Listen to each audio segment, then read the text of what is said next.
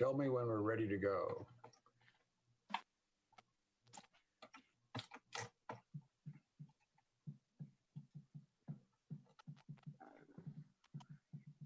Well, let's hope this next week is quieter.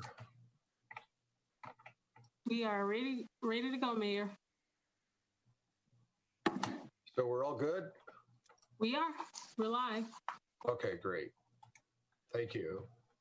So, City Clerk, could you call the roll? City Council Member Doris. Molly. Present. Mann. Present. Vice Mayor Chris. Present. Mayor Paris. Here. We have a quorum. Thank you. Move to excuse Councilman Daryl Doris. In a hurry, then? All right. Is there a second? Yes, I'd second that. All in favor, say aye. Aye. Aye. We have to do a roll call vote, Rex. Oh, I do? All right, Andrea, let's do the roll call. Okay. City Council Member Molly. Yes. Mann. Yes. Vice Mayor Chris. Yes. Mayor Paris. Yes. Passes unanimously. So who's doing the invocation tonight? Really? No one again?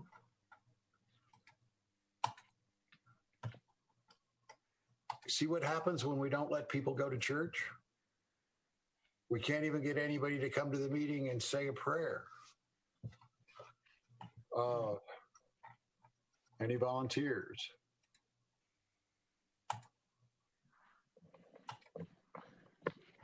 You guys are not making this easy. All right, Mayor Paris, I'll do the invocation. Good, thank you. So if everybody would bow their heads. Oh, dear God, we ask for your wisdom tonight. Give us guidance and direction. One of the key items that we're going to address is the upcoming agenda with the, I'm lost for words now, but God knows.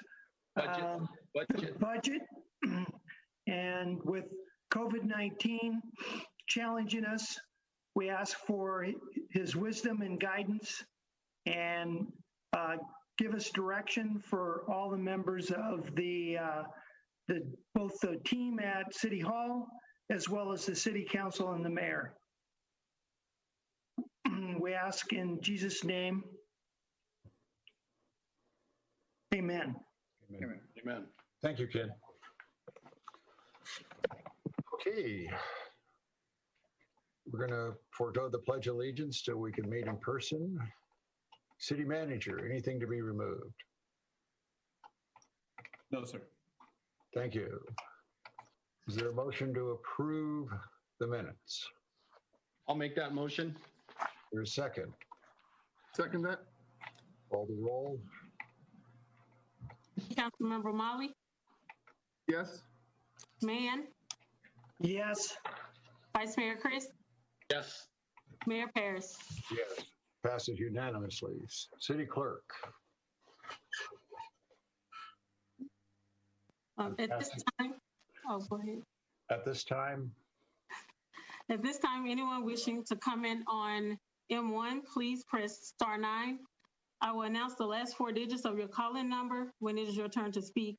Please state your name and eliminate any background noise. Individual speakers are limited to 3 minutes. Please press *9 at this time if you want to speak on M1. okay. Do we have a motion and a second for the approval of the City Council Successor Agency Financing Power California Choice Energy Authority minutes of May 26, 2020? I'll move to approve M1. Second that. City Clerk, please take the roll. City Council Member Molly. Yes. Mann. Yes. Vice Mayor Chris. Yes. Mayor Paris. Yes, it passes unanimously. The consent calendar. Are there any speakers for the consent calendar? City Clerk? At this time, anyone wishing to comment on any item on the consent calendar, please press *9. I will announce the last 4 digits of your call-in number. When it's your turn to speak, please state your name and eliminate any background noise. Again, any individuals who want to speak, you're limited to 3 minutes. Please press *9 now. Are there any nines? City Clerk? We have one person, the last 4 of their digits is 8481. So does somebody take care of that? Yeah, you can speak now. Caller 8481. I apologize. I actually came on the wrong time. I'm trying to wait for the community time to be able to speak. Hey, maybe you should take advantage of this. You'll be ahead of everybody else.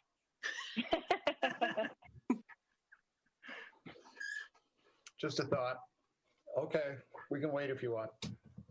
All right, is there a motion? Oh, we already did the motion, right? No, No, we need to do the motion. I'll move the consent calendar as currently comprised. I'll second that. City Clerk, please call the roll. City Council Member Molly, Yes. Mann, Yes. Vice Mayor Chris, Yes. Mayor Parrish. Yes.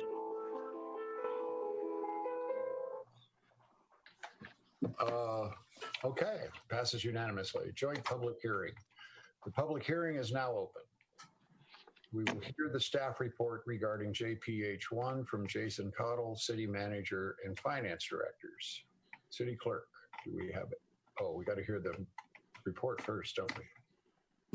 Yes, great. Thank you guys very much.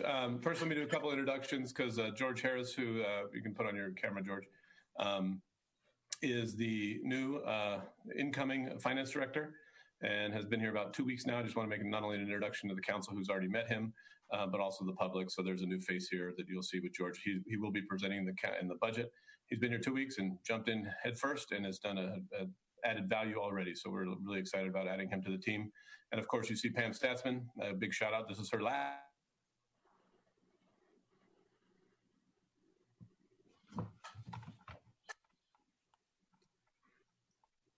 Looks like Jason froze. I think Didn't we have this problem last time? I think it's COVID-20.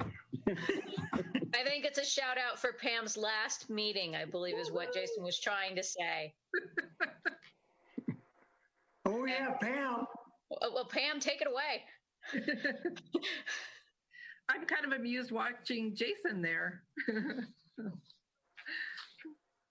Are we working on Jason's connectability? No, I think he is lost to us for a while. Looks like he logged off and is going to try to log back on. So in the meantime, I'll go ahead and pull up the PowerPoint, and when he gets on, he's going to lead off on that. So let's go ahead and get that on your screens.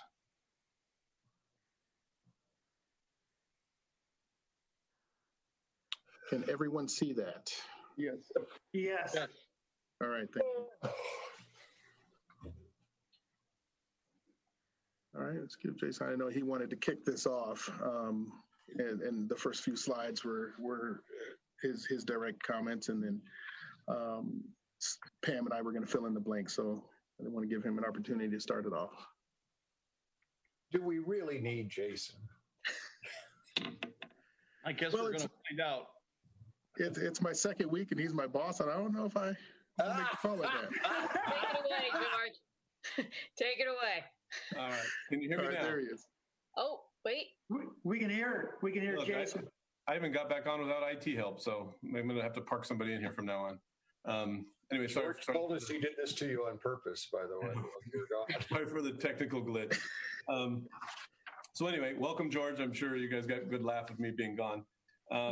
As you know, this is challenging times. We're going to be going over the budget for you today as it relates to not only the impacts of COVID this year, but also its impacts moving forward, some of the changes that we're going to be making, and some of the impacts from a service perspective.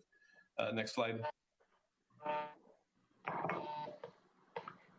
We're continuing with the stirring things up. As you know, we've begun last budget year with the idea of STIR, which is Strategic Technology Innovation and Resilience.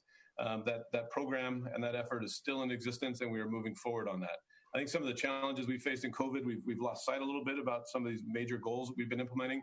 But at the end of the day, behind the scenes, that we continue that effort, and city staff continues that effort. Next slide. As you know, the technology innovation and resilience is an important tenets of our budget and our operation. One is technologies, anticipating the integration of cutting edge and future technologies and their impact. We have implemented a number of things last year, and we continue to move forward this year as it relates to different technology, smart cities technology, and we will continue moving in that direction. We're also taking into account the innovation from a city perspective of incorporating new ideas, approaches, and techniques to build a stronger city. We continue with that direction, and of course, resilience, which we did not realize how important resilience was going to be until 2 months ago. But you'll see in this budget, the resilience is a major factor in our success, and we'll continue forward. Today, we're presenting you a balanced budget, which is important. I must say, too, that it's not necessarily, it's balanced. It's not a result of increased revenue and increased spending. It is a result of a significant amount of cuts and effort put in by our finance team and all of our staff. Next slide. Within this, I think it's important to remind the guiding principles that guide us and city staff specifically, and hopefully the community as well, is that in everything we do, we put people first, and understanding that that's who we serve first, and that's who we design for, and that's who we budget for. We're trying to be visionary wherever we can. We're ambassadors for Lancaster and sharing the good stories and the good works that we do. We examine the long-term financial impact of everything we do. So it's not just the short-term impact, but it's the long-term effects. And you'll see through this budget, those efforts have been positive and have borne fruit. We generate value from within the core, trying to focus on what's valuable to the community and being most efficient with our use of resources. We focus on analysis over process. We build resilience. We view economic development as an opportunity to enhance quality of life. We incorporate technology and efficiency in everything we do, and we create a community brand and neighborhood identity through the efforts that we instill. So that is a tenet throughout our organization and our operation, and this budget reflects that. Next slide. Obviously, the budget we're presenting to you is much smaller. It's approximately $9.5 million smaller from a general funds perspective than last year. That obviously has significant impacts in our operation, but also what we have to do as an organization to provide. But we've gone through this cautiously optimistic.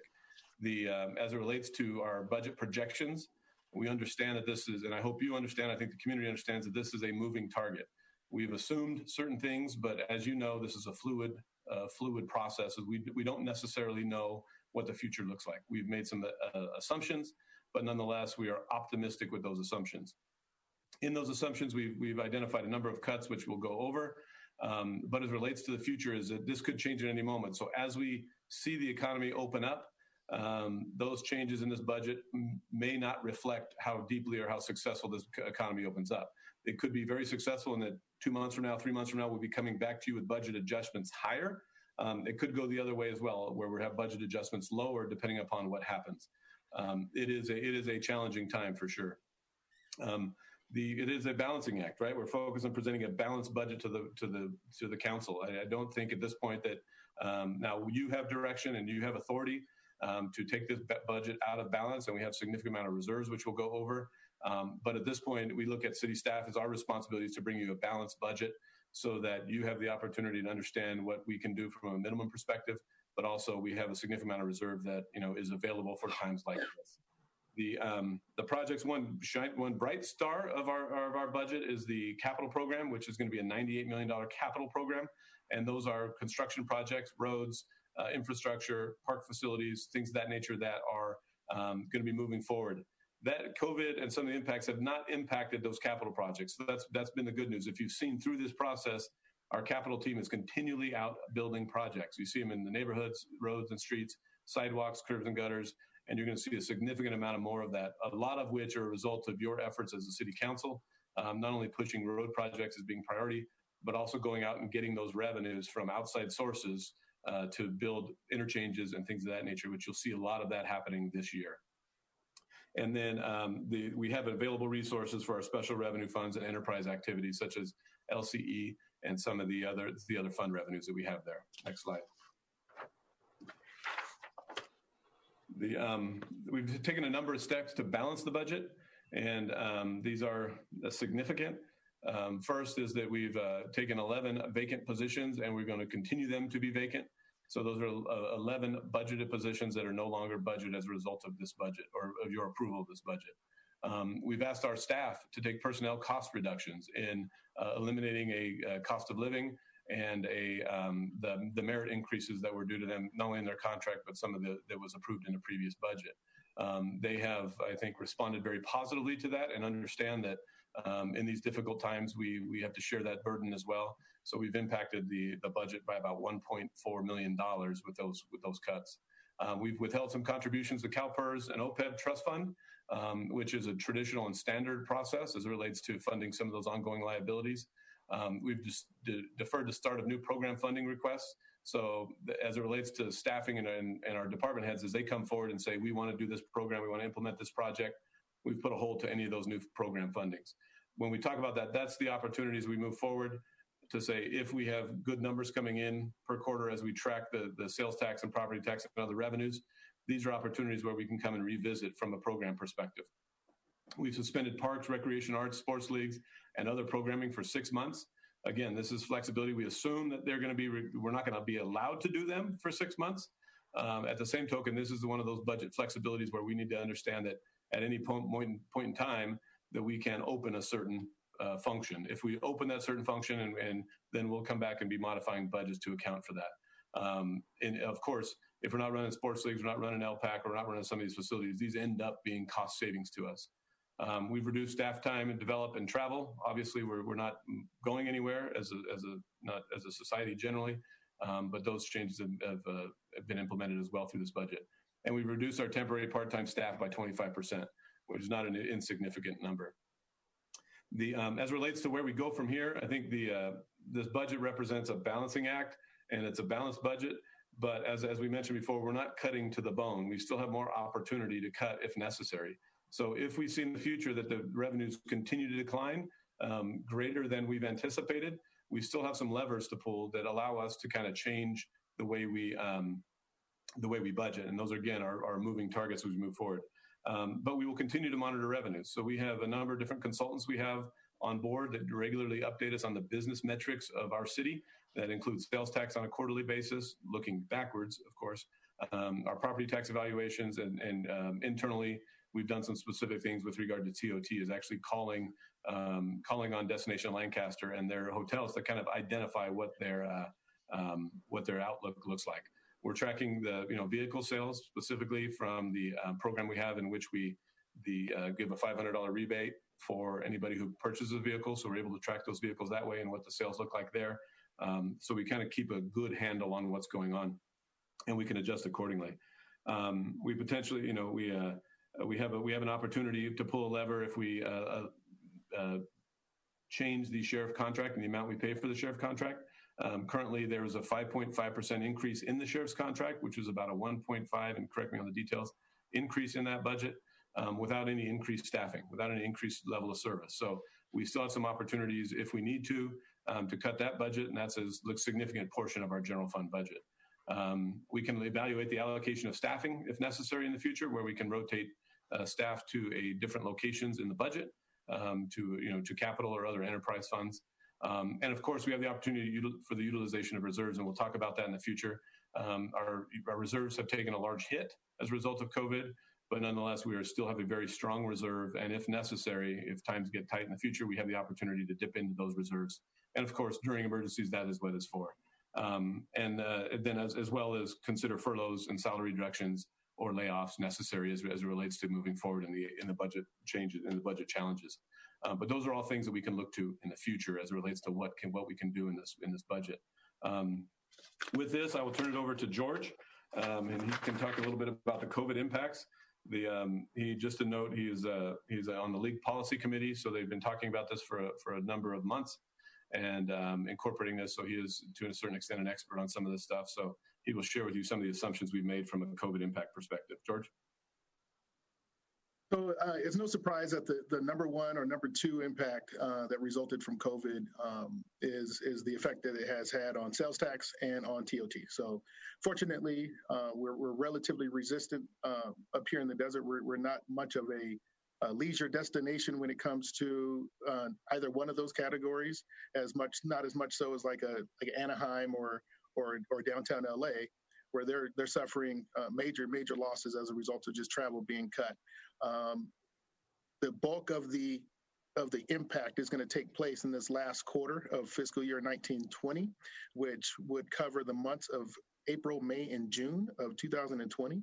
HDL early on made some assumptions as to the loss, specifically for the city of Lancaster. They make these recommendations and have these assumptions ready for all of the cities in the state of California. The impacts that were specific to Lancaster resulted in a 16.3% drop in sales tax for the current fiscal year in 1920, which would be representative of those 3 months. And they anticipate, rather than showing a recovery from that into the next fiscal year, they anticipate an additional 2.8% in the budget year that's being discussed tonight, with slow recovery starting in fiscal years 21, 22, and forward.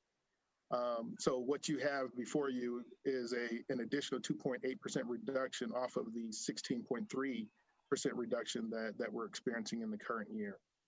On the TOT side, hotel tax side, in talking to those hotels, I believe it was what the staff did prior to my arrival and was able to arrive at a number which is fairly consistent with what other cities across the desert are experiencing.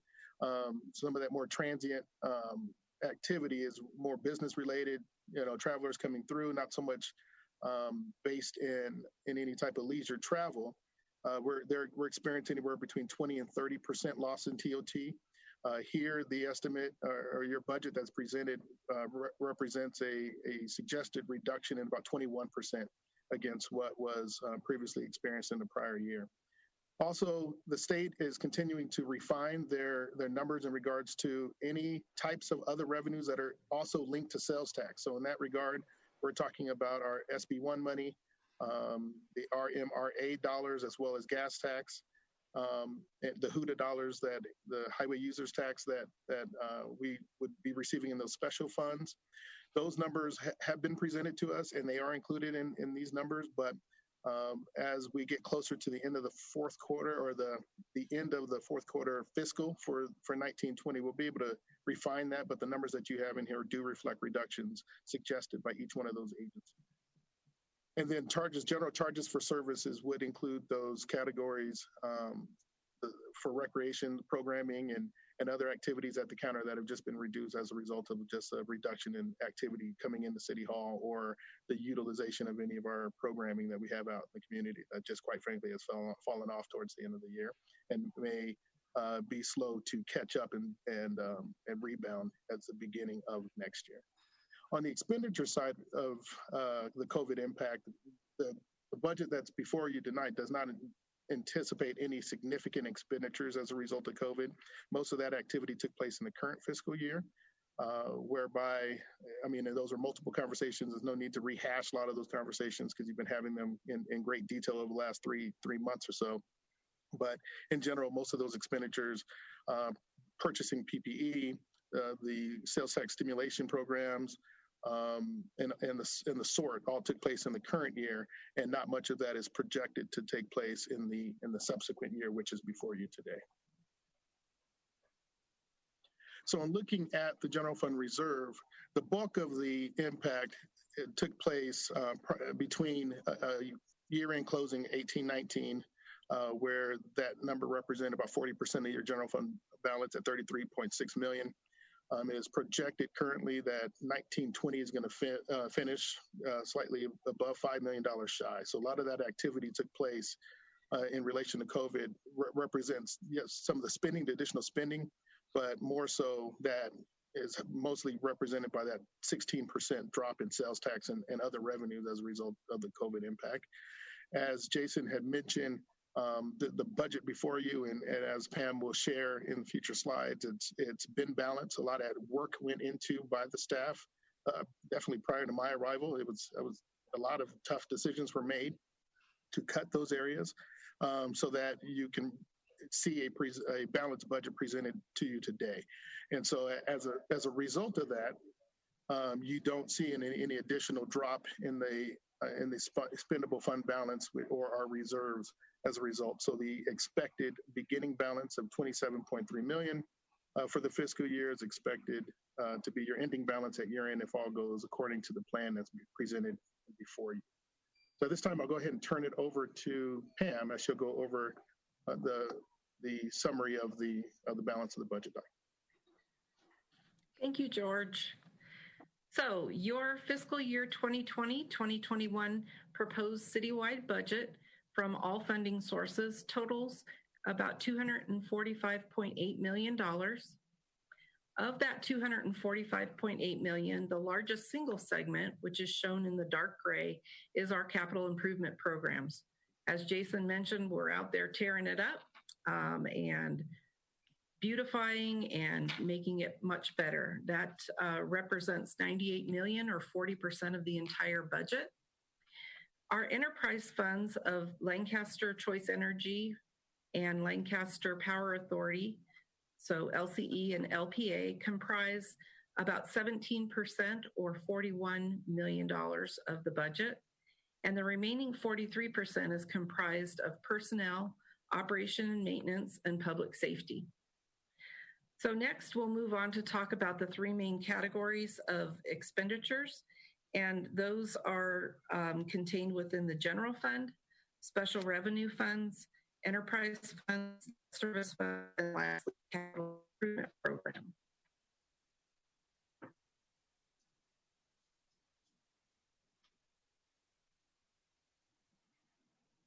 Next slide, please. There we go. The city's fiscal year 21 general fund revenues are projected at $75.2 million. The general fund revenues are derived from a variety of sources, such as taxes, franchise fees, licenses and permits, grants, city programs, facility rentals, special classes, and parking citations, just to name a few. The largest single category of revenue comes from property tax, which is expected to be $22.1 million and make up 30% of the general fund budget. You can see that large light gray piece there. Property tax is followed closely by sales and use tax at $20 million or 26% of the budget. And as George mentioned, that is where we were hit the hardest by COVID. So that's where we really had to cut back on our expenditures to make sure that we brought to you a general fund balance, or excuse me, a general fund budget that was in balance.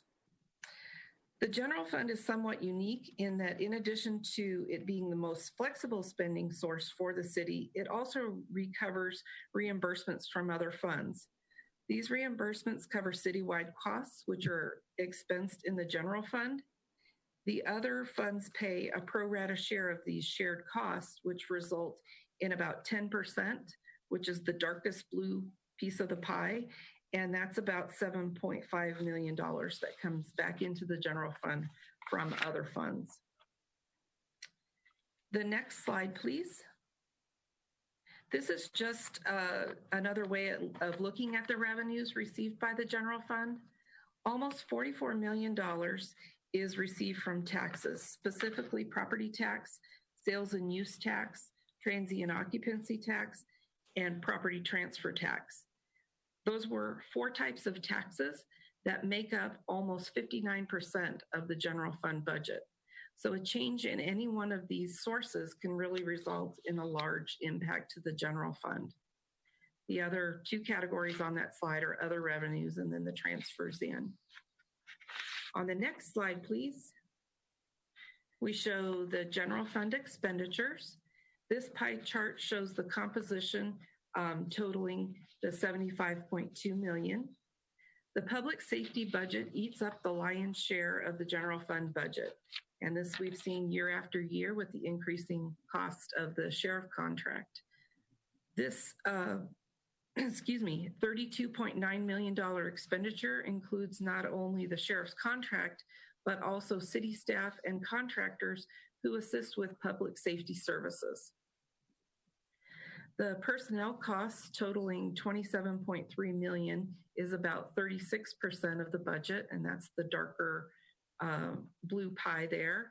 And then operation and maintenance costs comprise the remaining 19%. On the next slide, please. Now we're moving into the next type of funding contained within the budget, and we categorize that as special revenue, enterprise, and debt service funds. So to begin with, the first column are the special revenue funds, and these are received for a specific purpose and are not as flexible as the general fund. These expenditures total $38.75 million. These revenues come from such sources as gas tax, TDA Articles 3 and 8, Prop A and Prop C, Measures R and M, and all of these need to be used on street or traffic maintenance and improvements. As George mentioned when he was talking about the COVID impacts, these funds are tied to and collected as a result of sales tax, and then they're collected by the state and county and funneled to the city. Other special revenue funds come from grants, maintenance districts, and developer fee funds, and the Lancaster Housing Authority. The next category over, the enterprise funds, as we already mentioned, those are our LCE and LPA. Both of these funds have to do with energy sales. The Lancaster Choice Energy is the locally run power program created to benefit our residents and businesses by supplying power typically at a lower cost than SCE does. The Power Authority provided the funding to build the solar power generating shade structures that you see not only in our parking lot, but also in the parking lot of many Lancaster schools. And the schools reimburse the Power Authority based on their energy consumption. The last category in this slide are our debt service funds. Debt service funds are an accumulation of unspent bond proceeds from bond issues and also interest earnings on those bond funds. The expenditures totaling $3.55 million that you see, those are debt service, or also known as principal and interest payments, and those payments go to the holder of those bonds. Next slide, please. The next section of the budget that we would like to talk to you about is our capital improvement program, which totals this year $98.3 million. So I'd like to introduce Marisa Diaz. She is the Senior Manager over Capital, and she'll take it from here. Pam, this year's CIP primarily funds maintenance and repairs, streets and right-of-way, and facilities and fixtures.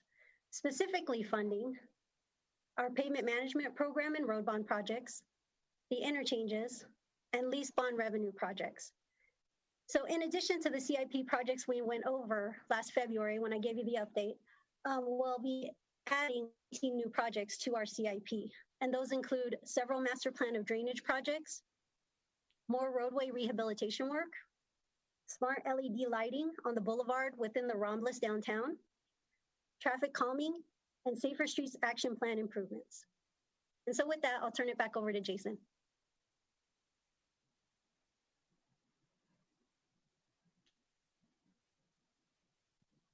As you can see, I want to give a shout out to our staff who've done an excellent job on this budget and getting it to the point where we're at. Specifically, Pam being her last budget, I want to thank her for her efforts, and not only her efforts on this budget, but a career of efforts serving this community. So thank you, Pam. You will be missed. You've done an amazing job, and I know in your new life, not new life, but as it relates to your next phase of your life, we wish you well. And you have not only been a close friend, but you've been an amazing leader for this organization and a person to work with and for. So anyway, thank you. Thank you very much, Jason. I appreciate it. So as it relates to process, again, and I'd also want to thank the City Council. This is not a result of without your input as well. And I want to make it understood for the community's perspective that this is a process that is year long. We continually communicate with the city council as it relates to what their priorities are, what they want to see, how they want to budget, and what their standards are for a budget. So we appreciate your input and insight into these budgets, and not only insight. I will give a shout out that you guys add value in the sense of identifying revenue streams that don't exist, that we don't know about, as well as identifying the priorities as it relates to what's needed to cut and what is less, what is lower priority on the scale. So thank you guys very much for that. This is the introduction of the budget. There is a budget book that corresponds with this. It's available online as well as with the city clerk's office with the details of the budget. So, I would encourage any of the members of the community to go look through that, identify challenges and recommendations. But this opening, I guess, act is our opportunity to see the first blush of the budget, and it'll be approved or we'll be asking you to approve it at the June 23rd meeting for final approval. So with that, I would conclude our comments and be welcome any comments as it relates to the budget, concerns, questions, changes, et cetera. And again, this is a living document, so any changes or insight are valuable.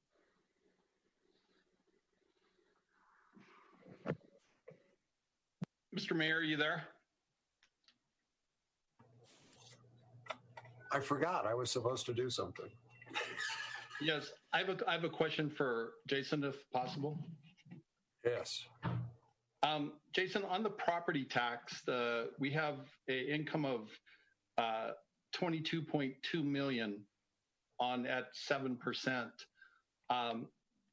Other cities in this valley are getting 10% on the property tax. Are we petitioning the county for a fair share? No, we had. I don't know. I'm not familiar with what the other cities are getting. I think it's similar, if not close to. But we have had that conversation with the county and had Allison research from a legal perspective. There is no mechanism to appeal to the county. That is the statutory or legal arrangement we have with the county at incorporation. So our opportunities to get that money from them or get an additional amount of the property tax is limited, unless they give us the authority to get other taxes, which then would require other taxing entities to give up taxes. Because as you recall, there's a piece of the pie where we have one pie of property tax, and all that pie is spoken for at this point. So if we want a larger share of the pie, we need to get a share of other people's pieces, and the likelihood of that happening are very slim. Okay, can we send them a letter telling them that we're aware of the discrepancies, that the city of Palmdale received 10%, we received 7%, and how do they make it up to us, which they can in other funding? We can research that and send out a letter for sure. Okay. You mean they get 30% more than we get? Is that right, Jason? I need to verify that. I'm not. I mean, I do not analyze their budget, but I can it's easily verifiable. But right yet? Yeah, I don't know specifically Palmdale, but I know that there are cities that are differentiated as it relates to their share of property tax based on what they negotiated. I know for Los Angeles specifically, they receive 26% of the budget or that property tax. We receive 6.8%. So there is discrepancy among cities. And just so we're clear, we're talking about the property tax that's generated within the city itself. We're not talking about anybody else's property tax, right? Correct. Just the property tax within the city limits of Lancaster. Well, does the city attorney have any comments about anything we can do about this inequity? Sorry. We're quite limited on what we can do. It's a function of what the negotiated percentage was at the time of incorporation of the city. And so older cities tend to have higher percentages and newer cities tend to have lower percentages. There are many cities that have even lower percentages than we do throughout California.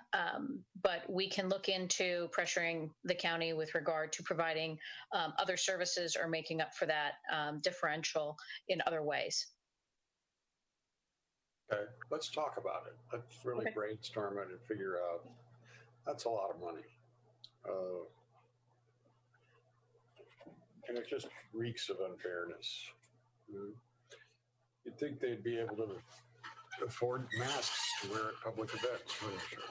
Anyway, let's move on. Or do we have any speaker cards about the budget?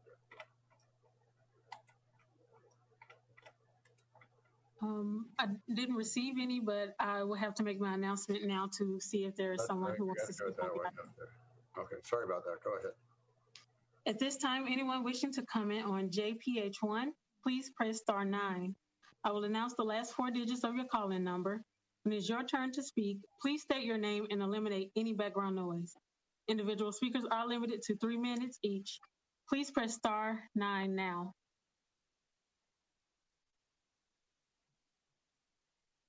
Okay. There wasn't anyone that wanted to speak on this item. Thank you. The public hearing is now closed. Is there a motion? I'll move we accept JP1. Is there a second?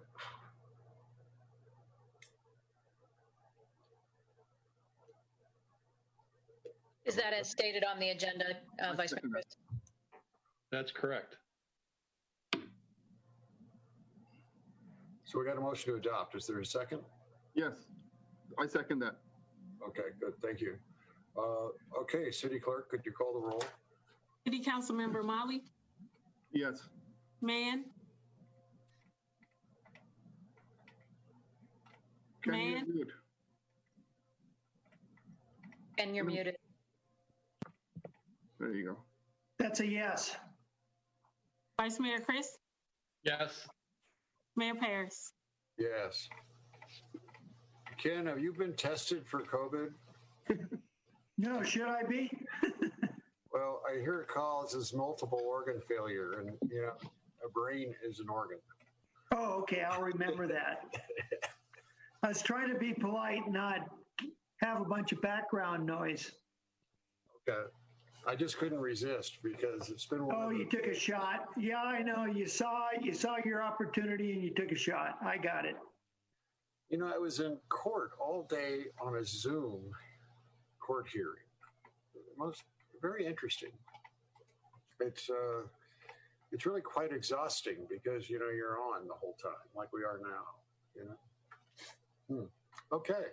So, Mr. Mayor, before we move on, I think it would be appropriate if we thank Pam because this is our last budget, and thank her for what she's done, and not only for our community but for the city and for all of us, making our lives easier. I agree, Pam. I'm going to miss you. I think we need to increase the retirement age. I'm serious. I mean, you're so vibrant. You're so much a part of us. You have done such a fabulous job.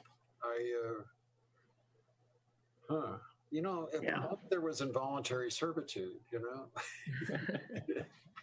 Is there any way we can encourage you to come back and stay? Sure.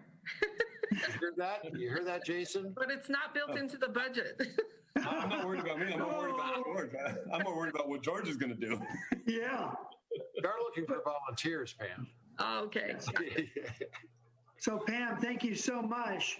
We really appreciate, the last several years we've done quite well as a city. And so we appreciate your contribution. Thank you. Thank you, Pam. We will miss you a lot. Thank you, Raj. It's been my pleasure to serve not only the council, but also the community. Been what are you going to do? Over the last 30 years. What are you going to do? I am going to, at some point, get married. I was actually supposed to get married next month in Lake Tahoe, but due to travel restrictions for our military children, we're not certain whether or not that can happen. So we've kind of put that on hold. So my immediate plan was to, kind of get ready for a wedding. And then I have some travel plans that have been modified. But beyond that, I have some family concerns, and will be assisting with my mother and sister who need some more assistance. So I'll have that flexibility. But I definitely will be popping into City Hall. I've let the staff know that I leave them in great hands with George. George and I have worked together only for, let's see, this would be about our 7th day actually physically together, but he comes with a wealth of experience and knowledge. I feel a lot better leaving knowing that we have somebody of his caliber to step behind me. I think it's going to be a smooth transition. And I'm really excited for staff to have someone with a new, fresh perspective. Having been at an organization for 30 years, while it's wonderful and you have a lot of institutional knowledge, again, it's kind of what you know. So I'm very excited for the department and the organization as a whole going forward. But I'll be in and out. George has my phone number. Jason has my phone number. The finance staff does, and I'll be around. Maybe I'll even start coming to the council meetings when we can have them in person. Yeah, that would be nice. Yes. It may be a while. Yeah. So now I understand why you're so innovative. You see, most people, they get out of college, they get married, then they get a job, and then they retire. You got a job, retired, and now got married. You mixed it up a bit. That's right. Yeah. Got to keep it interesting. Thank you. Thank All right. you. We love you. We'll miss you. Oh, thank you. Wish you all the best. Thank you again. Okay, did we vote on that? You did. Okay, so moving on to CA1. Consider the nomination and appointment of Tiffany Tanner as deputy mayor.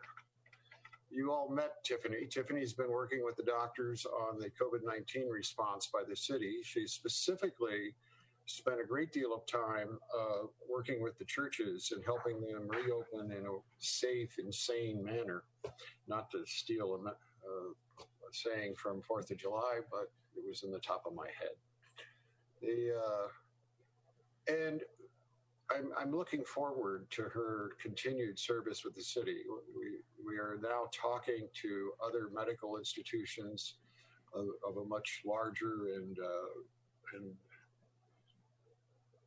national named medical centers about establishing a much more innovative and aggressive telemedicine outreach that hopefully will lower our deplorable mortality rate.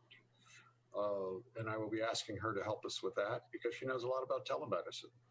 And I would entertain a motion in a second. You made the motion. I will second it. Okay, City Clerk, could you find out if there's any people who want to comment? Sure. At this time, anyone wishing to comment on CA1, please press *9.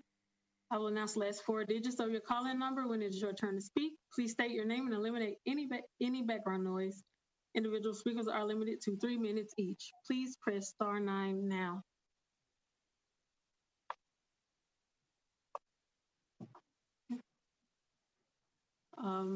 There are not anyone that wants to comment on CA1. Okay, thank you. That's, I always find it odd, the 2 most important things that we will do in a while is what we just did with Tiffany and the other one with the budget. I'm always surprised when we don't get commentary. Oh, excuse me, Mr. Mayor, there is someone that I overlooked. I apologize for that, but it is caller with the last 4, 7487. Okay. I'm sorry. Hi, sorry. My name is Elizabeth, and I actually had a question about something else that you already answered. But since you're talking about Tiffany, I am the church manager at Antelope Valley Church, and I had a great conversation with her on Saturday about opening up our church and what we needed to do. And I just wanted to thank her for that work because it was a great conversation that really helped me know what I need to do. And I really appreciated the time that she took with me. Thank you. Tiffany, you already have somebody who's a fan. Good job. Took me 6 years before I could get a fan. You lost him. Okay.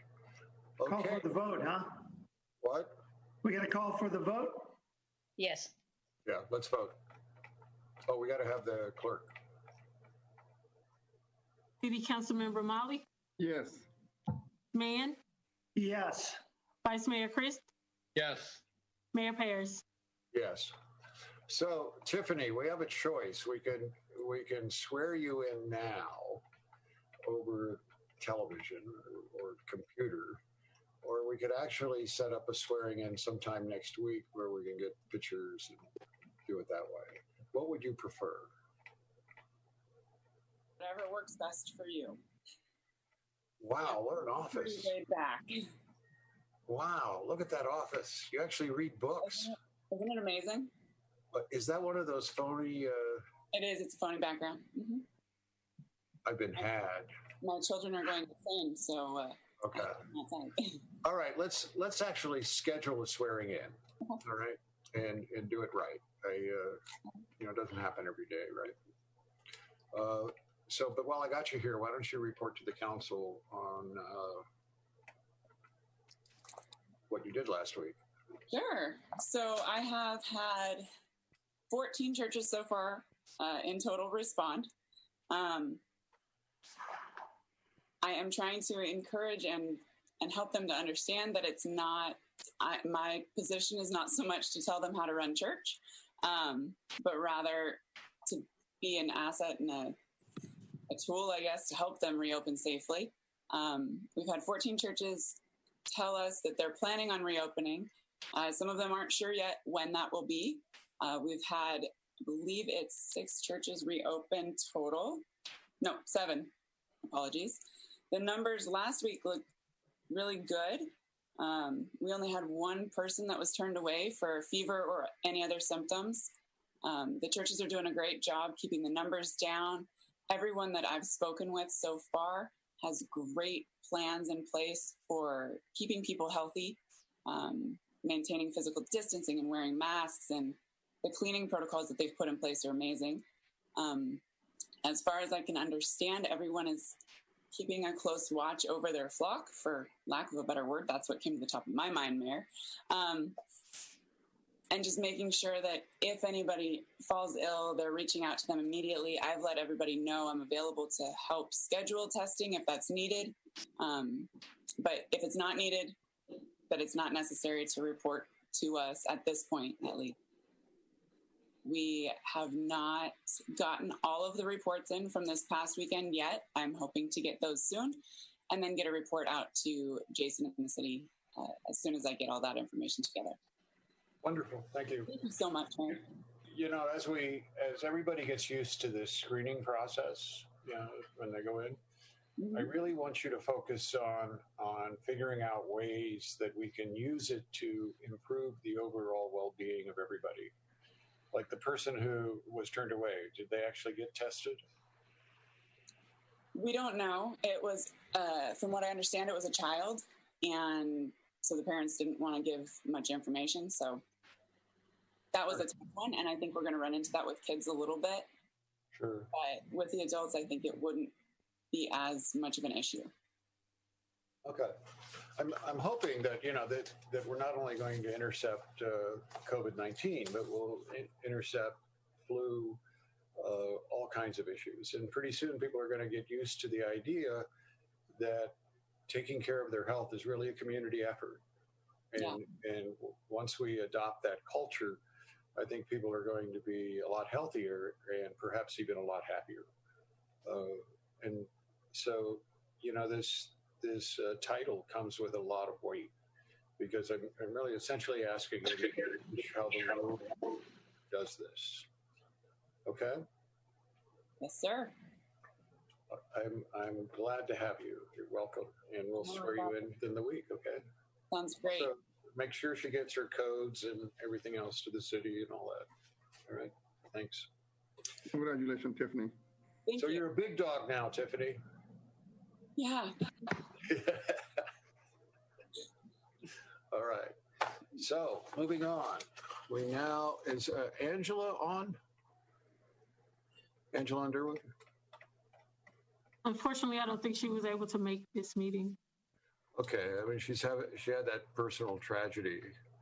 For those of you who don't know, it was her brother that was gunned down in Oakland when he was working at the federal building. we will take care of it. We'll drop off Angela and take care of it at the next meeting.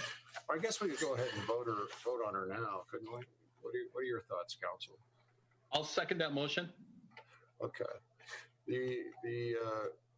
What we're going to have to be doing, and that's what I'm going to be relying on Angela a lot for. Now we got to spin back up. We got to figure out a way to get jobs back. We got to get people back to work. We got to restore our economy. And before it's too late to grab our share of the federal money that's out there to assist, I'm going to put somebody in charge of that, and that'd be Angela because of her banking. You know, she's the vice president of a bank. I also would want her to coordinate with, I think we need to actually get a group together that works every couple of weeks, meets every couple of weeks on how are we getting things back to work? How are we I mean, we were in such a wonderful place just 3 months ago economically, and now we suck overnight. I mean, unbelievable how the world turns. Also makes this job exciting, but what we're not going to do is bury our head in the sand. We're going to attack these problems with everything we have, and that's why you're going to be seeing a lot more people coming in. And any suggestions and ideas or people you think we should be recruiting to help, I'm all ears. But you know, this is obviously a council effort. So there's a motion, there's a second. Do we need to vote? We need public comment. Oh, is there any public comment? City Clerk. At this time, anyone wishing to comment on CA2, please press *9. I will announce the last 4 digits of your calling number. And please state your name when you press *9 to let us know you're here. You are limited to 3 minutes.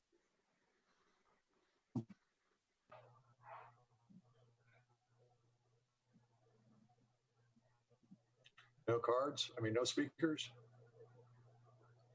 Let's vote. Well, call the roll, please.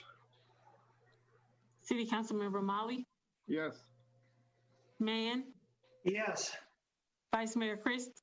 Yes. Mayor Paris? Yes. Okay, I'm now also appointing Councilmember Raj Mali to the ABTA to serve with Marvin Christ, who has done a remarkable job. I mean, when I die, Marvin, I will be thinking about how did he get the federal government to pay us money to drive the buses so that we make money every mile. I mean, think about it. That's quite a feat. That's really, we are the only transportation agency in the country that does not spend any money. We make money just by driving people around. I mean, that was really quite remarkable. You're my hero.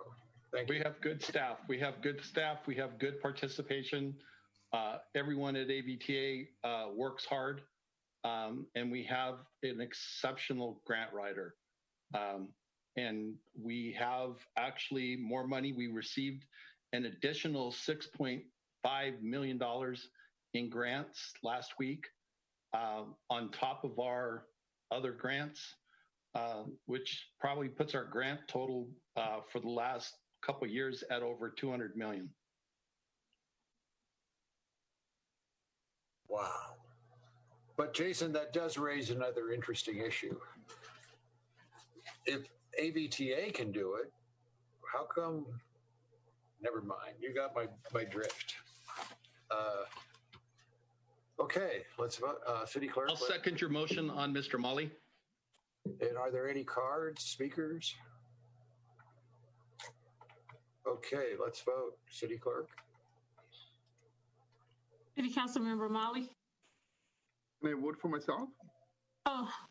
Well, if you don't think you're qualified, I'm not going to think you're qualified. No, of course, yes. We do need to vote on this item. Yes. Mann? Yes. Vice Mayor Chris? Yes. Mayor Paris? Well, now I'm thinking about it. No, yes. It passes unanimously. Thank you, Mayor Paris. Thank you, everybody. Don't screw it up. They're doing really good over there, Raj. I won't, I promise. All right, now we move on to council reports. Sanitation District. Who's doing the report? I am doing the report on the sanitation district. A couple things we reported a little bit, but we did have the meeting, and we eliminated a scheduled increase in the sanitation tax rates. It was in the paper the other day that they have been canceled. It's a significant rate reduction for it, because finding out that our sanitation district has a little over $45 million in reserves. So when we look at the budgets, we look at everything, we look at how to do things, I think that we should look at it from a city standpoint of they don't need that much in reserves. Let's keep as much money in people's pockets as possible. So that's what we decided to do. Second, the rebates. The rebate is the flow of water for the restaurants. We did pass that. It is based upon flow from the restaurants. The county closed the restaurants from March to June. It's a 3-month process. So if they can take those 3 or 4 months that they were closed and show that the reduction in flow of water from their restaurant or to their restaurant, and they will give them a percentage of their taxes and rebated it back to them. So we're working on making sure that everyone's doing what's proper. Thank you. Any questions? Any comments? Any public comments? Okay, moving on. No, I think that, Marvin, everybody in the Valley owes you appreciation and gratitude for taking those steps. Clearly, my suspicion, based on my knowledge, there's going to be some restaurants are going to need all the financial help that they can possibly get. And last thing we need to do is be losing businesses here, and specifically in Lancaster. Thank you, Ken. Thank you, Ken. Okay. So, council reports. Anything? I do have one from the fair. We're trying everything possible to push the fair back or not cancel the fair. So they're looking at postponing the fair. They're looking at everything that they can possibly do to not cancel it. We will be having the Kiwanis auction at the fair, but it will be used as a virtual. It's half virtual. We're splitting everybody up. We're using both buildings. So we will be using the RX Paris show arena and then the Hunter arena, and splitting people up so we can, the families and animals will probably be in one arena. The virtual side will be in the other side, but we should be able to make it work that way. But we are doing everything possible to do that. And to thank the EDA-QMD, because we were able to get some money to do that virtually, because of it would, the process of people driving there and having a fair. If we do a virtual fair, it will work. So we're looking to the board of directors on that to see what they decide to do. But that should be coming out within the next couple days. So thank you. So do you really think it's a good idea to make the kids stay with the animals? I mean, some of those are really big. Well, they stay with the animals on a yearly basis, and that's what they're doing. We're going to take a picture of the kid and the animal and use a poster board. But some of those kids, making the kids stay in the cages. Oh, No. no, we learned a long time ago, and it's best to let them out. Good.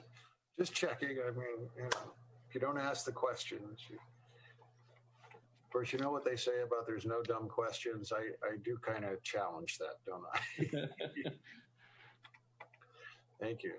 Anyone else? Anything else? Okay, I have a couple things, and I hope my wife answers the phone. Hold on. Ah, she did. Good. Sorry about that. Okay, we gotta be flexible here. Okay, I first would like to thank Captain Weber and the local sheriff's department, the Lancaster Sheriff's Department, for just an incredible performance during these very difficult and trying times. I thought their patience was superb. I thought that they tried very hard to work with people without intimidating people. I didn't see that heavy-handedness that I saw maybe elsewhere. I saw truly a cooperative effort. And when people really didn't have a good feel about how they were going to be appreciated by each other. And Captain, I think that is a lot to do with how you dealt with this, including dealing with the mayor and telling him to let you do your job. I thought that you were appropriate every step of the way. I also want to thank Sean Cannon, Brian Johnson, and even Isabel Flex. Now, there's a young woman named Isabel Flex who just fell out of her chair that I was thanking her because she was one of the organizers, and she had to come a long ways to give us the opportunity to work with them. I really appreciated it. I thought it showed a level of maturity that was superb. She didn't want to, this thing, when George Floyd died, this thing started out with people really angry. And that anger was in many ways misdirected or undirected. But she was one of those people who was able to focus it and accomplish something with the protests that took place in Lancaster. And Isabel, you probably don't appreciate it, but I appreciate you for being able to come that distance. And the reason I say it that way is because you were probably the most suspicious of my motives. And I'm looking forward to working with these three people in positive, progressive ways to make our community better. I honestly don't think we have a lot of problems other cities have, but we can always be a lot better at what we do and how we treat people. And to that, next council meeting, I'm going to ask the four of you to join me in having peace officer put on all of the city sheriff cars. I think that, first of all, sheriff deputies are peace officers. That's how they're defined by the state. That's what they've always been. But we've somehow let that aspect of the title disappear. I don't think it's disappeared in their hearts, but I don't think it's clear to the public that these are peace officers. They're there to keep the peace and to make our lives better. And so I'd like the public debate on it. I'd like to hear from the deputies on it.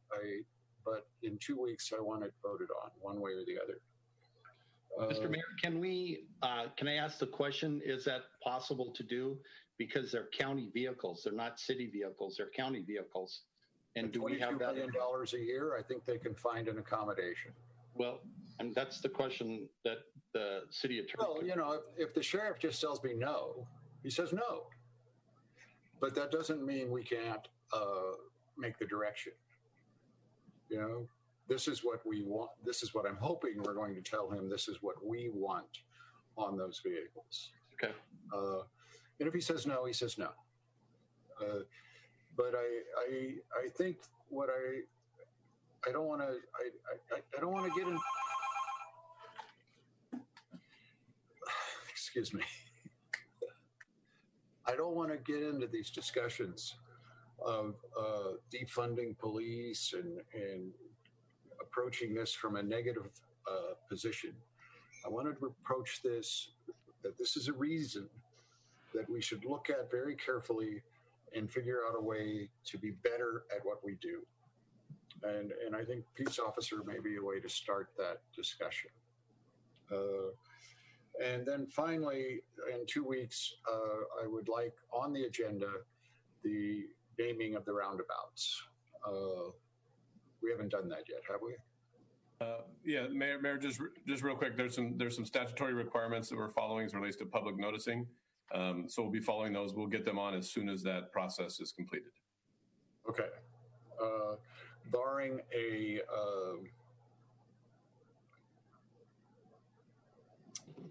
well, let's just follow the process. But as soon as possible, I'd like to get those roundabouts named and us moving forward. Yeah, we're complying with it's a pretty long publication period, and that's what we're working on. Okay. And finally, I'd like to thank the staff. Once again, you've exceeded expectations. You stepped up. You were over and above what any city elected official could have expected. These have been very, very difficult times, starting with COVID, then the last few weeks. But we did not need to bring in the National Guard to our city. We did not need to even open up the Fairground Hospital that we put together. And the reason we didn't need to is because the staff was able to mobilize the community. And our COVID-19 infections are too high, but far less than most every other city our size, if not the lowest, and in California. And I'm just so proud of being part of this city, and I thank you once again. It's easy to be mayor of this city because no matter what happens, we have the people that are incredibly bright, incredibly courageous, and they work harder than I thought people could work. And then we also have Jason. No, I was kidding. I'm still here. Look how tired he is. You see how tired he is? He has been working himself to death, and it's been 7 days a week, 24/7, and it takes a toll. Thank you, Jason. Thank you. Okay. City clerk? City manager, do you have any announcements?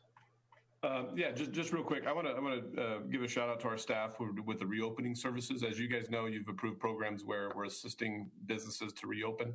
That includes facilities, materials, sanitizers, masks, anything that they need to do that, as well as basically consulting services to helping those that need to open. Obviously, Tiffany, as you mentioned earlier, is doing some of the churches, but we have now experts who can help people open up as well as resources. So I want to make sure we tell that story.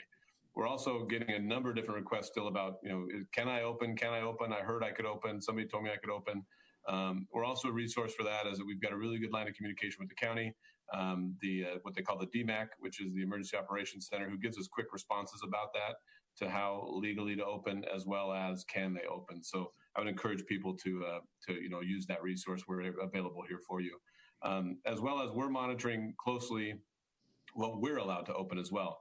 So just to let you know that with the direction of the council, the anything that we can open up, we will be opening up as soon as possible. So if they say we can open up indoor museums, we'll be actively and quickly opening up indoor museums.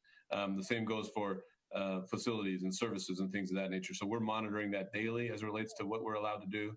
And from a public service perspective, we will be opening and operating those systems as soon as humanly possible, or as soon as we're allowed to do that. So that goes for programs, projects, services we provide, buildings that we do, and we're just on top of that and letting you know that we want to get our services, or we want to get your services back up and running as quickly as possible, so we can get back to normal as soon as possible. So that's all I have.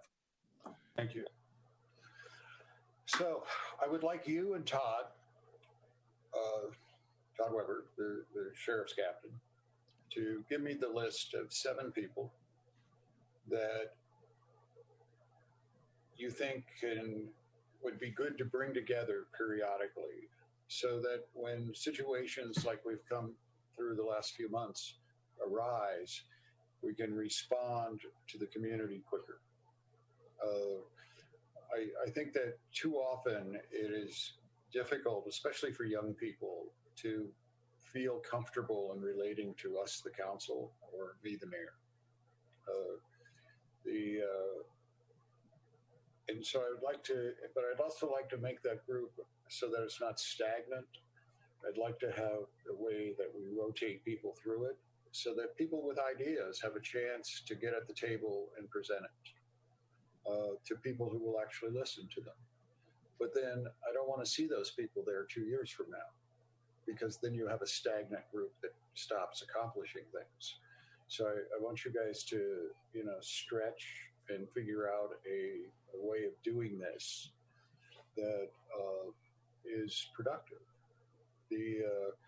One of the things I noticed is that the people who I thought were, major influencers in the city, some of them were nowhere to be found, when I needed them, to reach out. I'd also like you to work with Deputy Mayor Heather. What's Heather's last name? Varden. Why can't I remember that? Because I'm old, huh? Yeah. Okay. I would also like Heather to be working with you on that. She has a really good reach into the community, and she'll be able to identify people. But I want one rule.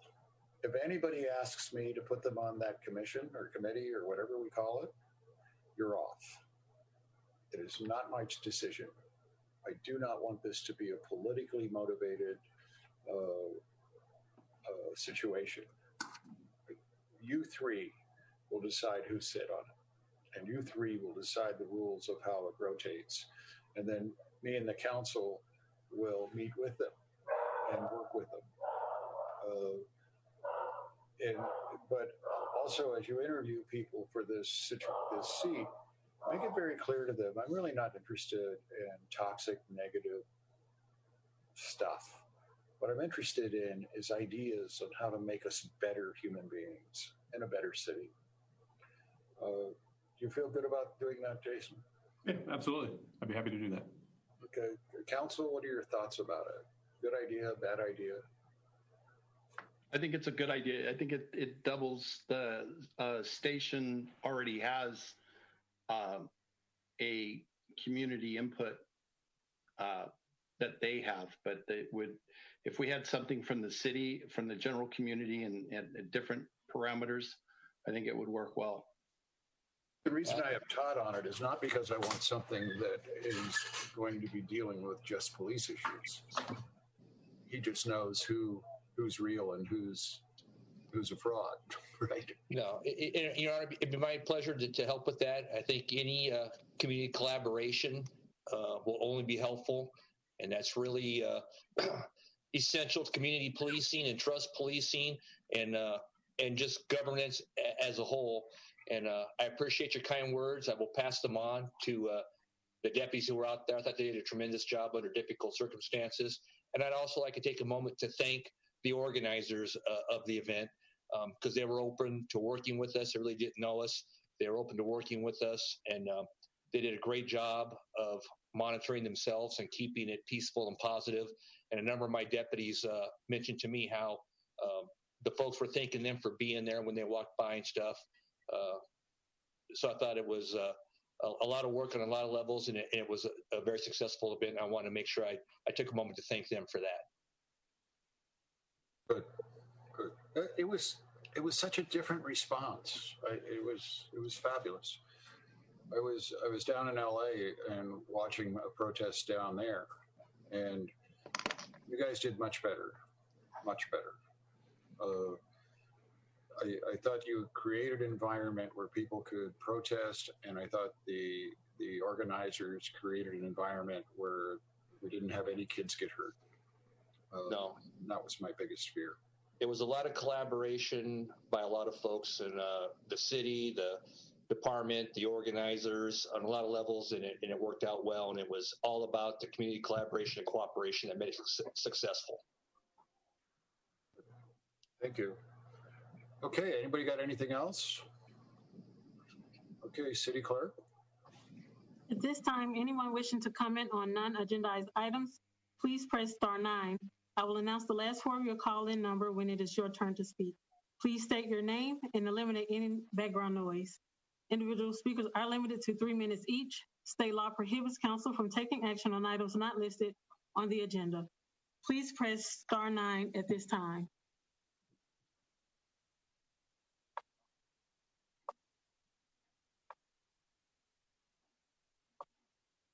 Caller with the last number 8481.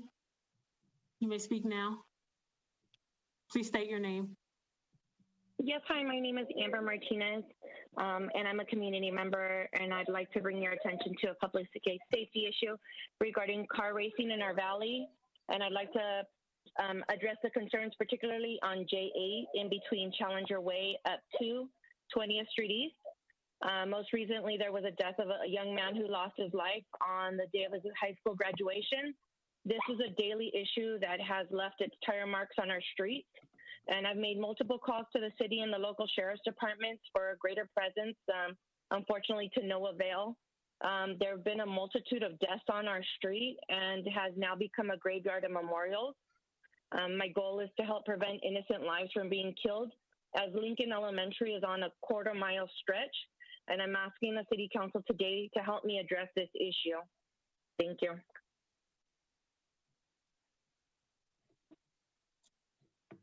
Mayor Parrish, you're muted.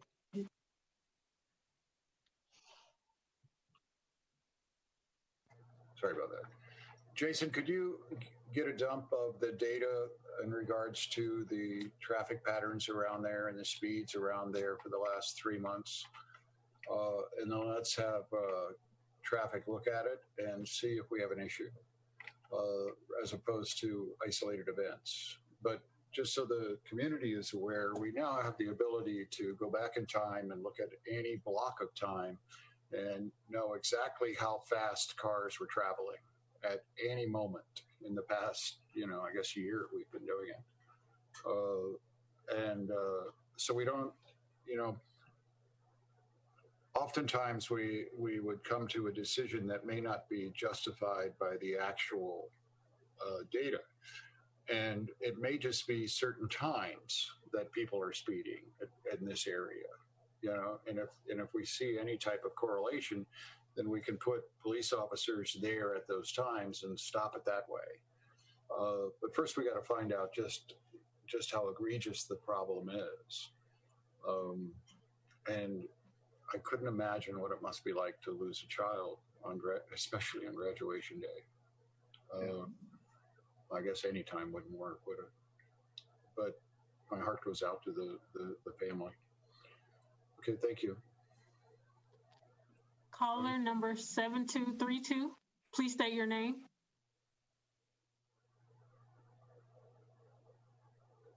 Caller with the last numbers 7232. Please state your name.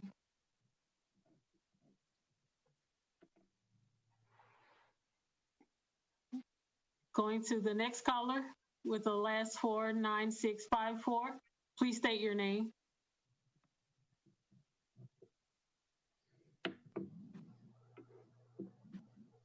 Scott Watson. Hi, how are you? Welcome. Good afternoon, ladies and gentlemen. Thank you very much, Mr. Mayor, for giving us the opportunity to speak. I have been a Lancaster resident now going on 17 years, and kind of very proud of that and proud of the improvements that the city has made regarding livability and just areas that have been transformed over the years have just been phenomenal.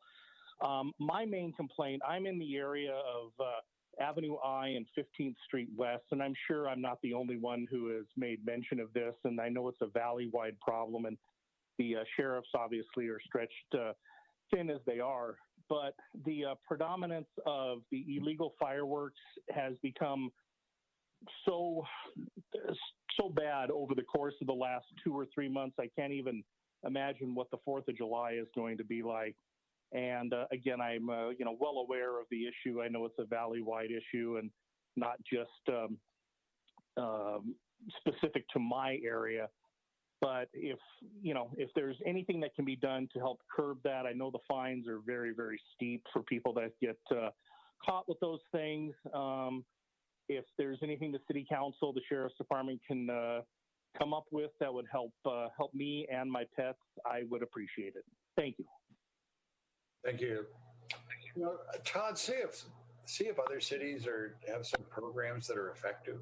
I mean, I know how impossible it is, but if there's some effective way of dealing with it, other than, I mean, it's very difficult when you can go across the street and buy them, and then we tell them they can't use them. But it's an ongoing battle. Rex, one thing we've done is we're receiving a number of calls at City Hall as well. Obviously concerned and accurately concerned. We'll be having a communications effort to ask people to not do that. Of course, they know they're doing it illegally, but I think it's two things. It's a communication effort and making sure they understand the impacts of it. But two is the enforcement effort, which is, a partnership. Obviously, Todd and the fire department can work together to try to accommodate. And it's a difficult thing to enforce as well. Yeah, absolutely. And I'll reach out to the some surrounding cities to see what's working with them and make a concerted effort at it. Last night, my dog was so scared, it came running and jumped right on my face. I was asleep. Not a good move. But I get it. I mean, it does get crazy out there. Thanks. Okay. Anything else? City Clerk? I will attempt to give caller 7232 another chance. If you have your individual phone on mute, please unmute it so that we can hear you.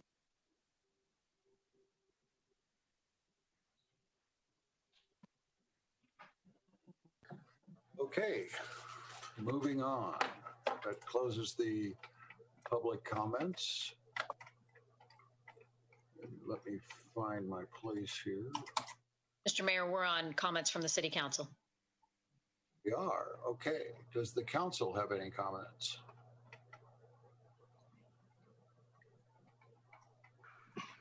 Nothing? Okay. I'll chat. So we're going to miss Pam again. George has got big shoes to fill. Okay. Anything else? That's it. All right.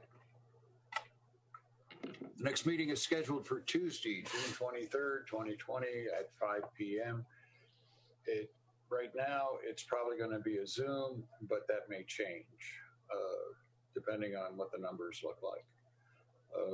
And Jason, we probably ought to figure out where, when the numbers reach a certain level, we can start being more conducive to public gatherings of some kind. Absolutely, we'll track that, and I'll ask the doctors as well. Just to note, we are prepping the council chambers for when you guys decide to go back. So we are working on it as we speak. You're breaking up. We're working on as getting the council chambers up and ready for the time that you are ready to go back, if that's necessary. And I'll also take a look at what the governing orders say as well.